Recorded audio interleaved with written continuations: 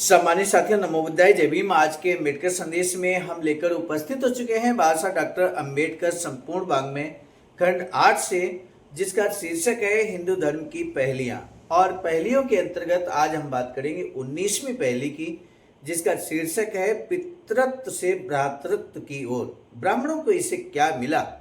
तब भाषा लिखते हैं कि हिंदू विधान पर अपने शोध प्रबंध में मैंने संकेत दिया है कि सगोत्रता विधान में कुछ विसंगतियां हैं, उनका कथन है। और साथियों, हम आपको बता दें, आज के ही अम्बेडकर संदेश में आप जानेंगे कि आखिर विवाह हिंदू विधान के अनुसार विवाह कितने प्रकार के होते हैं, और उसके बारे में आप ये भी जानेंगे हिंदू विधान के अनुसार 13 प्रकार के जो पुत्र होते हैं, इन पुत्रों के बारे में भी आज के ही अम्बेडकर संदेश में हम आपके समक्ष रखेंगे।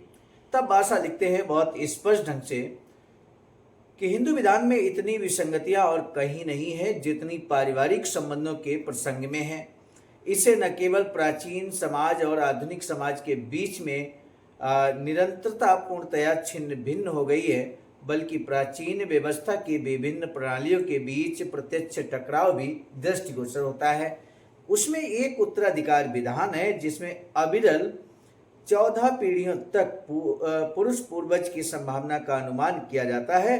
साथ ही कुटुंब विधान है जिसमें कतिपय स्वीकृत पद्धतियां शील भ्रष्टीकरण और बलात्कार के प्रति मात्र प्रयोक्तियां हैं, जहां 12 प्रकार के पुत्रों को मान्यता है और इनमें से अधिकांश का पिता से कोई रक्त संबंध नहीं होता। इन विसंगतियों का अस्तित्व वास्तव में विद्यमान है, जो हिंदू विवाह तथा पितृत्व विधान का अध्ययन करने पर स्पष्ट हो जाएगा। हिंदू विधान में 8 प्रकार के विवाहों को मान्यता है।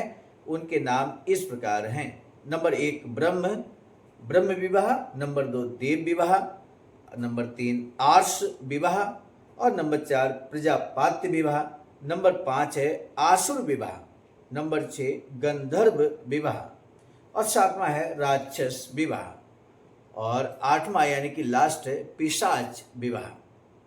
अब एक एक कर ब्रह्म विवाह, देव विवाह, आर्ष एवं इन सभी विवाहों के बारे में हम लोग विस्तार से जानेंगे। तब भाषा लिखते हैं कि ब्रह्म विवाह के अनुसार किसी वेद ज्ञाता को वस्त्र अलंकृत पुत्री उपहार में दे दी जाती थी, जिसे उसका पिता स्वेच्छा से आमंत्रित करके उसकी सम्मान पूर्वक अगवानी करता था। देव विवाह वह था जब कोई पिता अपने घर यज्ञ करने वाले पुरोहित को दक्षिणा स्वरूप अपनी पुत्री दान कर देता था। आर्ष विवाह के अनुसार वर वधु के पिता को उसका मूल्य चुकाकर प्राप्त करता था। प्रजापात्य विवाह का अर्थ है वर द्वारा वधु के पिता से पुत्री प्रदान करने का आग्रह। प्रजापात्य और ब्रह्म विवाह में अंतर यह था कि एक में पिता द्वारा पुत्री को उपहार स्वरूप तो दे दिया जाता था, किंतु इसके लिए आग्रह की आवश्यकता थी। आसुर विवाह वह था जब वर वधु के पिता और उसके संबंधियों को उनकी पुत्री के बदले क्षमता भर संपत्ति देता था और पुत्री को भी धन दिया जाता था। आर्ष और आसुर विवाह के मध्य कोई अंतर नहीं था, दोनों में पुत्री बेची जाती थी। अंतर मात्र इतना था कि आर्ष में पुत्री का मूल्य निश्चित किया जाता था, जबकि आसुर विवाह में मूल्य निश्चित नहीं किया जाता था। आर्ष और ये आसुर विवाह दोनों में डिफरेंस, जो बहुत बारीक डिफरेंस है, उस पर आपने गौर अवश्य किया होगा कि आर्ष विवाह और आसुर विवाह में बारीक डिफरेंस क्या है। गंधर्व विवाह से आशय यह है कि जिसमें अधार्मिक तथा इंद्रिय सुख हेतु परस्पर सहमति से विवाह होता था। राक्षस विवाह उसे कहते थे जब किसी कन्या को बरपक्ष वाले बरबस उठा ले जाते थे। जब यह सहायता के लिए रोती चिल्लाती थी तो उसका घर ध्वस्त करा दिया जाता था और उसके परिजन और उनके मित्रों को युद्ध में आहत कर दिया जाता था अथवा उनका वध कर दिया जाता था। पिशाच विवाह का अर्थ है किसी कन्या के साथ बलात्कार जबकि वह निद्रा मग्न हो। अथवा उसे अति मादक मदिरा पिलाकर उसकी बुद्धि का हरण कर लिया गया। तो ये रहे यहाँ पर 8 विवाह जो विभिन्न तरह के हिंदू विधान के अनुसार हुआ करते थे। हिंदू विधान के अनुसार 13 प्रकार के पुत्र होते थे।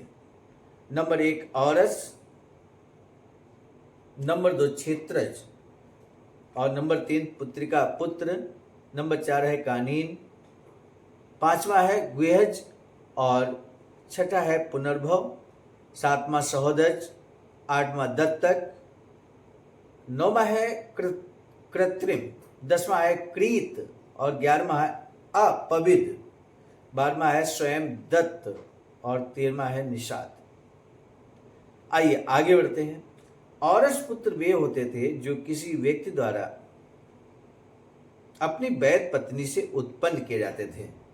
पुत्रिका पुत्र से आशय है पुत्री से उत्पन्न पुत्र। इसका महत्व तो यह है कि इस प्रथा के अनुसार कोई पिता जिसका अपना पुत्र नहीं होता था वह अपनी पुत्री से किसी व्यक्ति द्वारा पुत्र उत्पन्न कराता था। यदि इस शारीरिक संबंध के कारण उस कन्या को पुत्र प्राप्त हो जाता था तो वह बालक पुत्रिका पुत्र कहा जाता था। किसी व्यक्ति को यह अधिकार प्राप्त था कि अपनी पुत्री का विवाह कर देने के पश्चात भी पुत्र प्राप्ति हेतु उससे विवश कर सकता था कि उसकी पुत्री उसके द्वारा नियत पुरुष के साथ संबंध स्थापित करे। इसी कारण यह चेतावनी दी जाती थी कि उस कन्या के साथ विवाह न किया जाए जिसके भ्राता न हो। क्षेत्रज के शब्दार्थ और भावार्थ समान है। इसका अर्थ है क्षेत्र से उत्पन्न पुत्र, क्षेत्र का अर्थ है पत्नी। हिंदू आदर्शों के अनुरूप स्त्री खेत के समान है और पति उस खेत का स्वामी है। यदि पति की मृत्यु हो जाती थी अथवा वह जीवित होता था परंतु नपुंसक होता था अथवा उसे असाध्य रोग होता था तो उसका भ्राता अथवा अन्य सपिंड व्यक्ति उससे पुत्र उत्पन्न कर सकता था। इस प्रथा को नियोग कहते थे और इस प्रकार उत्पन्न पुत्र क्षेत्रज कहलाता था। यदि कन्या अपने पिता के घर अवैध संबंधों के कारण गर्भवती हो जाती और किसी पुत्र को जन्म दे देती और यदि फिर उसका विवाह हो जाए तो विवाह पूर्ण जन्मे पुत्र पर उसके पति का अधिकार हो जाता है जो कानीन कहलाता था।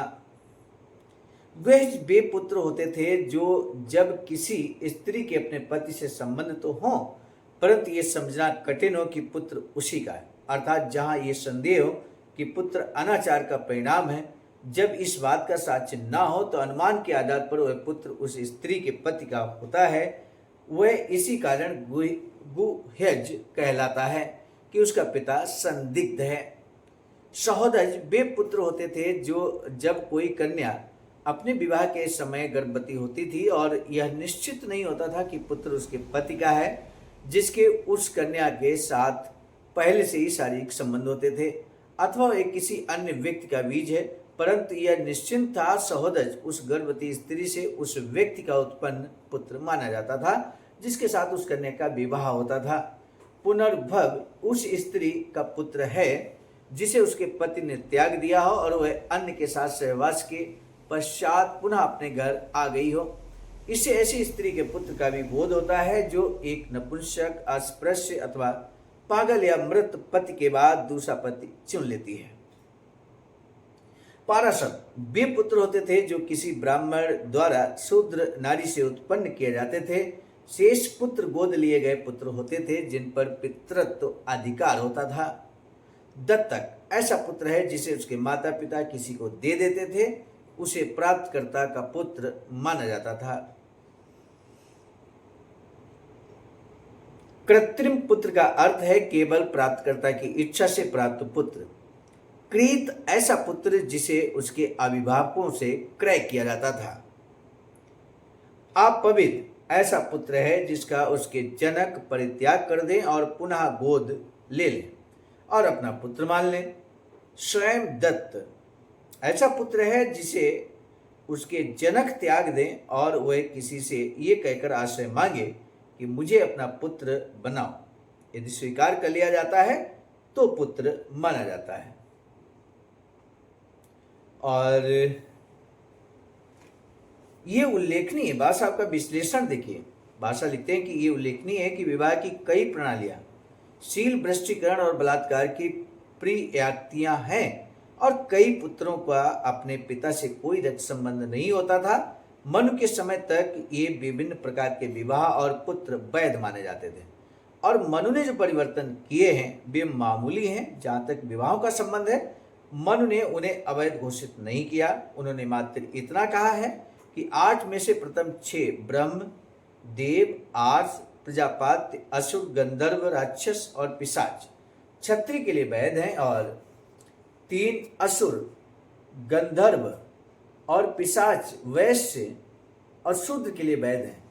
इसी प्रकार वे 12 प्रकार के पुत्रों में से किसी की भी श्रेणी विलग नहीं करता। इसके विपरीत वे उन्हें परिजन स्वीकार करते हैं। उन्होंने मात्र इतना परिवर्तन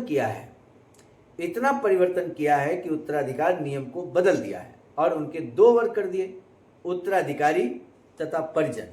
दूसरा, परिजन किंतु उत्तराधिकारी नहीं। वह कहते हैं कि किसी का वैध पुत्र वह है जो उसने अपनी पत्नी से उत्पन्न किया हो, दत्तक पुत्र ही मान लिया गया पुत्र हो, गोहे पुत्र और उत्पन्न कराया गया पुत्र हो। यही 6 उत्तराधिकारी या परिजन होने के पात्र हैं। एक अविवाहित किशोरी से उत्पन्न पुत्र, पत्नी के साथ सहवास से प्राप्त पुत्र, पुनर्विवाहिता स्त्री से उत्पन्न पुत्र, स्वयं प्राप्त पुत्र और शूद्र स्त्री से प्राप्त पुत्र ऐसे पुत्र हैं जिन्हें उत्तराधिकार प्राप्त नहीं होता किंतु संगोत्री हैं। यदि किसी पुरुष के 2 उत्तराधिकारी पुत्र हैं और एक पुत्र उसकी पत्नी से उत्पन्न हुआ है, प्रत्येक दूसरे के वंचित हो जाने पर अपने पिता की संपत्ति का अधिकारी है। किसी व्यक्ति का पुत्र ही पैतृक संपत्ति का अधिकारी है किंतु कटुता से बचने के लिए दूसरे को निर्वाह उपलब्ध कराया जाए। तो इस तरह से आज के अम्बेडकर संदेश में आपने देखा, सबसे पहले आपने देखा हिंदू विधान के अनुसार 8 विवाह कौन कौन से होते थे, किन विवाहों को मान्यता है, और इसके बाद में आपने पुत्रों का जहाँ तक बात है हिंदू विधान के अनुसार 13 प्रकार के जो पुत्र होते थे वो 13 प्रकार के पुत्रों के बारे में आपने यहाँ पे जानने की कोशिश की है। और अब हम आज के अम्बेडकर संदेश को यहाँ पर रोकेंगे क्योंकि ये लंबा अम्बेडकर संदेश है जो अगले अम्बेडकर संदेश में हम कंप्लीट करेंगे। फिलहाल आज के अम्बेडकर संदेश को यहीं पर रोकने की दीजिए इजाज़त। इस प्रश्न के साथ प्रश्न हम आपसे जान लेते हैं। प्रश्न ये है कि हिंदू विधान के अनुसार 8 विवाह कौन से थे। आप आंसर कर सकते हैं कमेंट सेक्शन में, हमें आपके जवाब का बेसब्री से इंतजार रहेगा। फिलहाल आज के अम्बेडकर संदेश को दीजिए इजाज़त। मिलेंगे नए अम्बेडकर संदेश में। आप सभी को सादर नमो बुद्धाय, जय भीम। सामान्य साथियों, हम एक महत्वपूर्ण बात बताना उचित समझते हैं। बाबा साहब की अधूरी इच्छा के अनुरूप एक वैचारिक सेंटर निर्माणाधीन है सारनाथ वाराणसी में, जहां पर 14,000 स्क्वायर फीट जमीन परचेज कर ली गई है ring road green city Faridpur Sarnath में। वैचारिक सेंटर के प्रशासनिक ब्लॉक का निर्माण कार्य कंप्लीट हो चुका है। शानदार बेहतरीन प्रशासनिक ब्लॉक का निर्माण पूर्ण हो चुका है। आगे अब मुख्य भवन को बनाने की बारी हम सबकी है और इस हेतु आप दिए गए अकाउंट नंबर पर अपना अमूल्य योगदान कर सकते हैं। आज का अम्बेडकर संदेश हम लेकर उपस्थित हुए थे मिशन नायक बुद्ध मित्र मुसाफिर सर, राष्ट्रीय अध्यक्ष आवाज का नई दिल्ली की प्रेरणा में, और प्रस्तुतकर्ता के रूप में मैं स्वयं सर्वजित आर्य, राष्ट्रीय मीडिया प्रभारी, IIT सेल आवाज का नई दिल्ली। मिलेंगे नए डॉक्टर अम्बेडकर संदेश में, तब तक दीजिए इजाजत। आप सभी को सादर नमो बुद्धाय, जय।